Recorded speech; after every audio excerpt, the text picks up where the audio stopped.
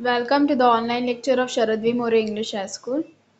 Okay, so today I'll be teaching you chapter 3.2 The Night I Met Einstein.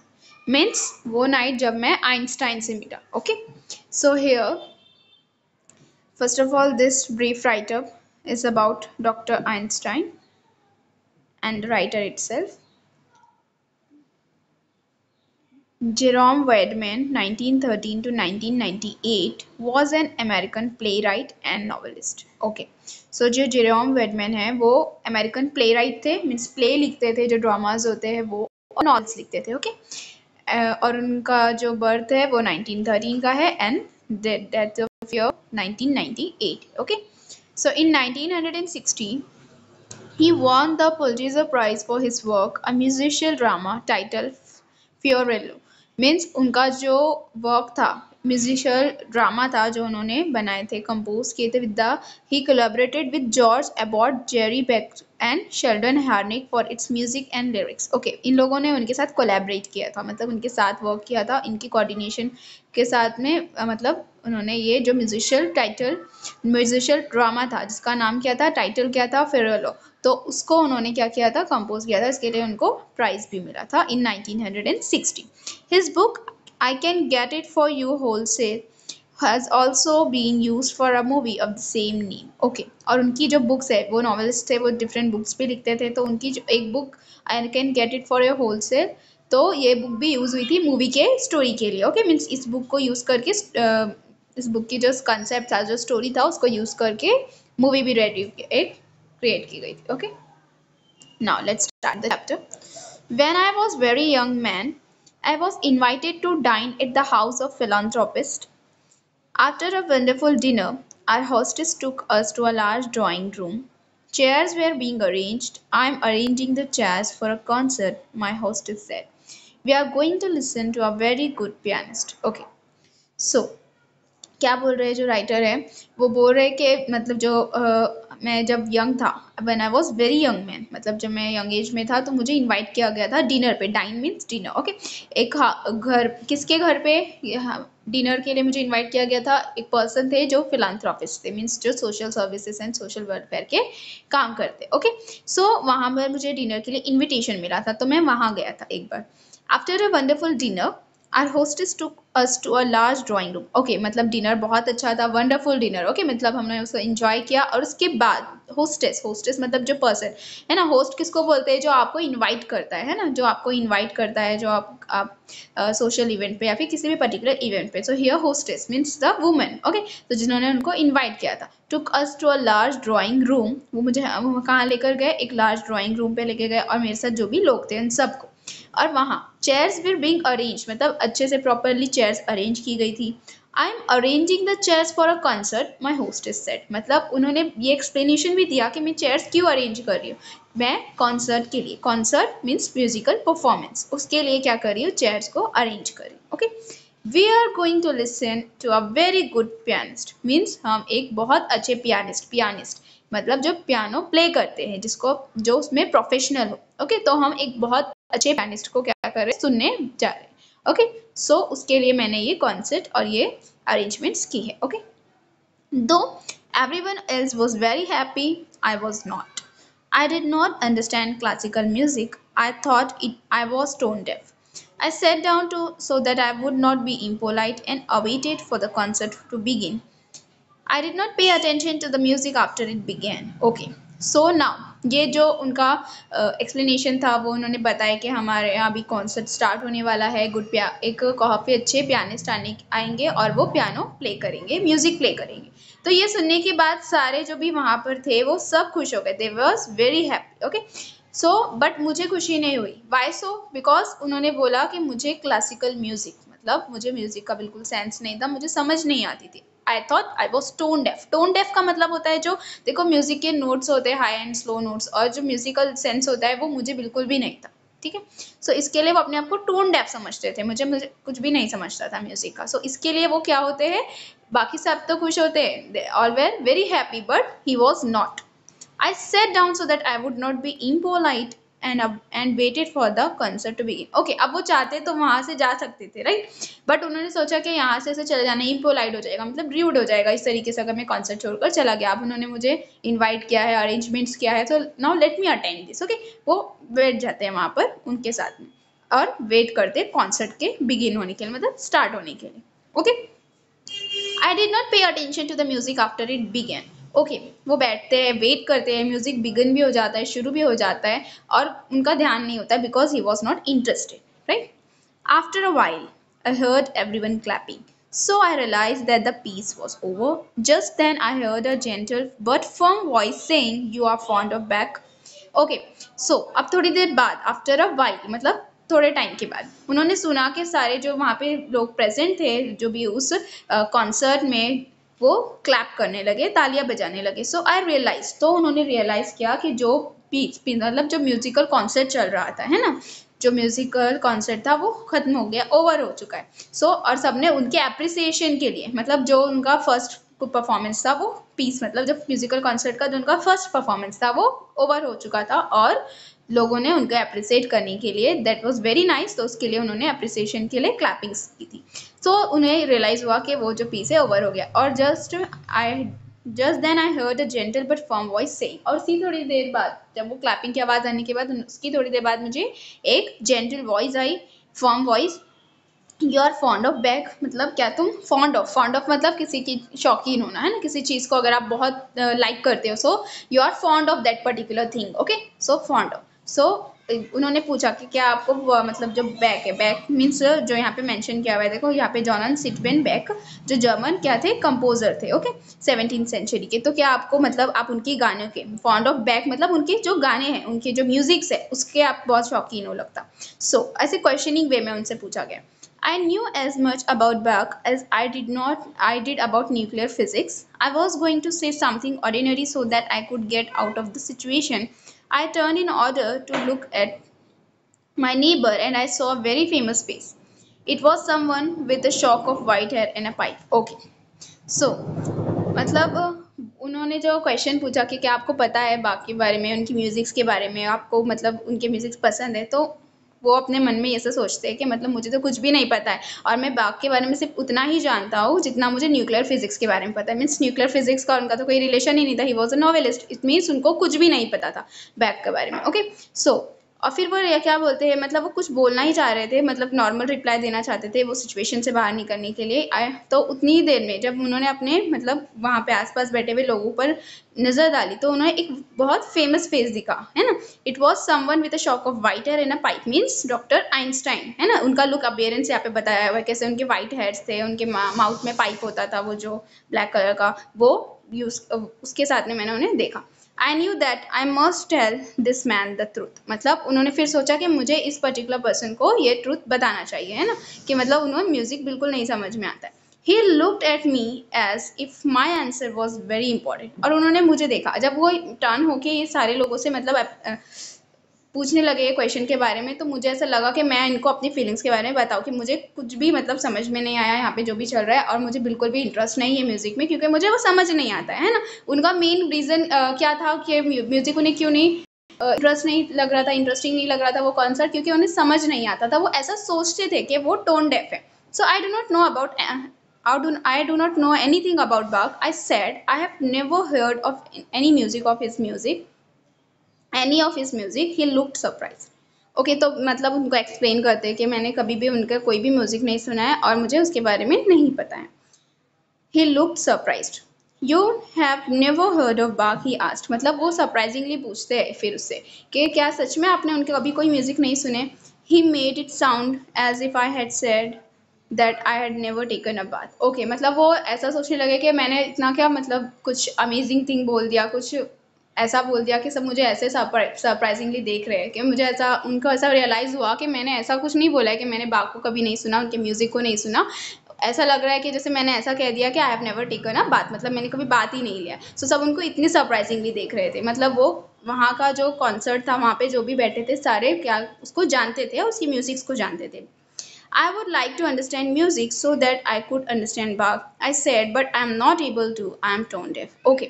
मतलब वो बोल रहे हैं कि मुझे अच्छा लगेगा अगर मैं उनके बारे में जान पाऊंगा, बट मुझे म्यूजिक समझता ही नहीं है। सो बिकॉज फिलान्थ्रोपिस्ट का मतलब होता है सोशल वर्कर, जो सोशल वेलफेयर के लिए काम करते हैं। ओके, फिलान्थ्रोपिस्ट। ओके, तो वो क्या बोलते हैं, but I am not able to, I am tone deaf, मतलब मुझे जानना है बट मैं बिल्कुल भी नहीं समझ पाऊंगा, क्योंकि मुझे म्यूजिक का बिल्कुल भी समझ में नहीं आता है, सेंस नहीं है, high notes, low notes and all. Okay, तो वो ऐसा बोलते हैं। The odd man got out, you will come up, you will come up with me, he asked. Wait. I just remained seated. I'm requesting you to come with me, he said again. Okay, तो उनका ये statement सुनने के बाद जो वो doctor Einstein थे, उन्होंने क्या बोला उनको, you will come up with me, आप मेरे साथ ऊपर आओगे। Okay, I just remain seated, और उनका ये स्टेटमेंट सुनने के बाद मैं वहाँ बैठे रहा। तो फिर उन्होंने क्या बोला, I am requesting you to come with me, he said again, उन्होंने क्या बोला कि मैं आपको रिक्वेस्ट कर रहा हूँ, आप मेरे साथ आओ। So I went up with him, तो वो उनके साथ जाते हैं। He took me to a room which had a gramophone in it and asked, what kind of music do you like? Okay. तो फिर वो उनको एक रूम में लेकर जाते हैं जहाँ पर क्या होता है, ग्रामोफोन। ग्रामोफोन वो एक डिवाइस होता है जिसमें वो रिकॉर्डेड म्यूजिक टेप्स वगैरह डाल के प्ले करते थे वो टाइम पे। ओके, तो वहाँ पर वो रखा हुआ था, और उसके लिए फिर वो पूछते हैं कि आप बताओ मुझे, आपको किस टाइप का म्यूजिक पसंद आता है। ठीक है, so well I answered, I like songs that have words and the kind of music where I can follow the tune. Okay, तो अब वो बताते हैं कि जैसे क्लासिकल म्यूजिक में देखो बहुत ज़्यादा म्यूजिक्स होती है ना, वर्ड्स कम होते हैं क्लासिकल म्यूजिक्स में और म्यूजिक बहुत ज़्यादा होती है। तो वो अपना मतलब बेसिक लेवल का म्यूजिक बताते हैं कि जिसमें वर्ड्स ज़्यादा हो और नॉर्मल म्यूजिक टोन हो जिसको वो फॉलो कर सके। देखो अगर आप म्यूजिक सुनते हो तो अगर उसका टोन ऐसा हो जिसको आप मतलब इजीली फॉलो कर सको, है ना, तो आप क्या कर सकते हो, उसको सिंग कर सकते हो। तो उन्होंने भी वैसा ही बेसिक लेवल का म्यूजिक बताया कि ऐसा हो जिसमें वर्ड्स हो और थोड़ा सा म्यूजिक हो जहाँ जो जिसको मैं फॉलो कर सकूँ, जिसको मैं रिपीट कर सकूँ, तो मुझे ऐसा म्यूजिक पसंद है, means basic level. Okay, so he smiled and nodded, obviously pleased, you can give me an example पर। तो फिर वो क्या बोलते हैं, नॉडेड। नॉडेड का मतलब होता है किसी चीज़ के एग्रीमेंट में, मतलब थोड़ा सा अपना सर हिलाना, और वो बोलते हैं ओके ठीक है, so you can give me an example, मतलब आप मुझे एक एग्जाम्पल दो। So I told him I like anything by Bing Crosby. Okay, so फिर वो बोलते हैं कि मुझे बिंग क्रॉस्बी का कोई भी सॉन्ग हो वो अच्छा लगता है।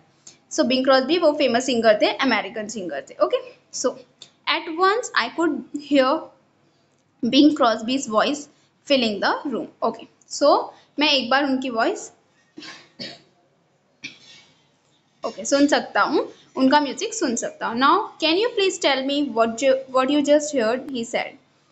ओके, फिर जब उन्होंने वो प्ले किया और उसके बाद उनसे पूछा कि आप मुझे बताओ कि अभी आपने क्या सुना, मतलब इस म्यूजिक में क्या था। So the simplest answer seem to be sing the lines, so I sang it back to him. Okay, तो अब उन्होंने जब पूछा, अब म्यूजिक प्ले किया उनके लिए और उनको पूछा कि आप बंद करने के बाद आप बताओ मुझे आपने क्या सुना।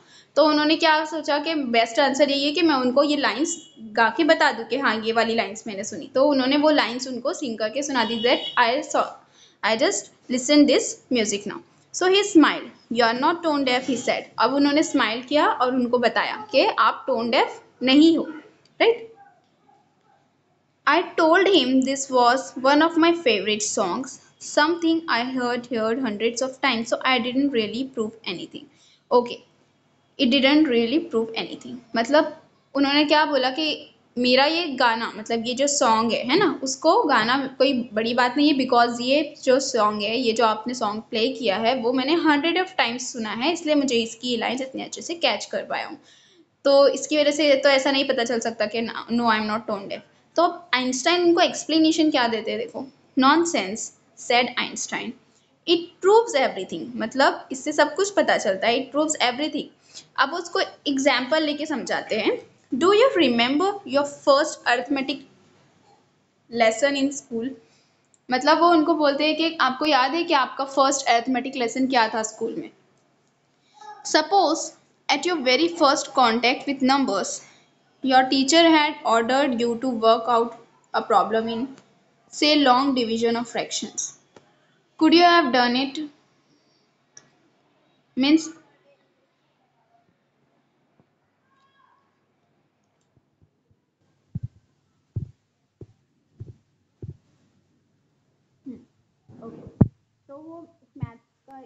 एग्जांपल लेते हैं कि अगर आपने जैसे और आपने मैथ्स सीखना शुरू किया था, है ना, अरिथमेटिक लेसन आपने जब स्टार्ट किए थे, तो जब आप पहली बार नंबर्स को आइडेंटिफाई कर रहे थे, मीन्स जैसे देखो आप लोग जब किंडरगार्टन में होते हो, केजीज में होते हो, तो आप लोग को पहले नंबर्स को आइडेंटिफाई करना सिखाया जाता है, राइट। तो मतलब आप नंबर्स को आइडेंटिफाई कर रहे थे जस्ट, और तभी आपने नंबर आइडेंटिफाई करना सीखा। और अगर आपको आपके टीचर ने लॉन्ग डिविजन्स, फ्रैक्शंस, है ना, मल्टीप्लिकेशंस, मतलब ये सारे बिग प्रॉब्लम सॉल्व करने के लिए दिए होते, मतलब वो केजी के एज में, है ना, नंबर्स आइडेंटिफाई करने की एज में आपको ये सारी चीजें दे दी गई होती है एक साथ, मतलब बेसिक लेवल की जगह आपको एक हायर लेवल से शुरू करा जाता, तो आप समझ पाते क्या, could you have done it. So वो क्या रिप्लाई देते हैं देखो, नो ऑफ कोर्स नॉट, मतलब मैं बिल्कुल नहीं समझ पाता, right. No one will understand कि अगर उनको नंबर्स आइडेंटिफाई करने भी नहीं आ रहा है तो फिर वो इतने मतलब डिफिकल्ट प्रॉब्लम्स कैसे सॉल्व करेंगे। तो इसलिए कभी भी बेसिक लेवल से स्टार्ट किया जाता है। तो एग्जैक्टली वो भी उनको वही समझाते हैं, देखो exactly it's like learning maths, you have to learn addition and subtraction in order to do multiplication and division. Now I am playing something a little more advanced. Okay, तो वो बताते हैं उनको कि म्यूजिक भी वैसा ही है, जस्ट लाइक लर्निंग मैथ्स, जैसे आपने बेसिक से शुरू करे थे and then you goes on a level higher and higher, right. मतलब आपने बेसिक लेवल से शुरू करके हायर एंड लेवल तक सीखा। पहले आपने नंबर्स आइडेंटिफाई करना, देन उनको ऐड करना, सबट्रैक्ट करना, उसके बाद नेक्स्ट लेवल पे आप आए थे एडिशन के, सब्ट्रैक्शन के बाद मल्टीप्लिकेशन और डिवीजन का लेवल, है ना। So in that way you have to understand and learn the music also. It was John MC Cormack singing the trumpeter. Sing that back, he ordered. Okay, अब वो थोड़ा सा और एडवांस म्यूजिक वर्जन प्ले करते हैं। तो वो किसका सॉन्ग रहता है, जॉन एमसी कॉर्माक सिंगर का रहता है, जो ट्रम्पेटर रहते हैं, मतलब उसमें वर्ड्स कम और उनका वो जो म्यूजिकल इंस्ट्रूमेंट ट्रम्पेट होता है उसका म्यूजिक ज़्यादा होता है। अब वो उनको वो सुनाते हैं और उसको वापस से रिपीट करने के लिए, रिसाइट करने के लिए बोलते हैं। And we went on from level to higher level until he was playing just music without words. Okay, और इसी तरीके से फिर वो उनको एक एक लेवल आगे लेकर जाते हैं, मतलब इस लेवल तक म्यूजिक ऐसा हो जिसमें बिल्कुल भी वर्ड्स ना हो, सिर्फ म्यूजिकल नोट्स हो। Okay, I was amazed that this great man was paying complete attention to me so that I could learn something new. It was as if I was the most important person in this world. Suddenly he got up and turned off the gramophone. Now, okay, अब वो क्या बोल रहे हैं कि इसी तरीके से वो लेवल बाय लेवल उनको म्यूजिक सुनाते गए, है ना, सॉन्ग्स बताते गए कि आप ये सॉन्ग सुनो, अब इसमें आप इसको रिसाइट करो, ठीक है।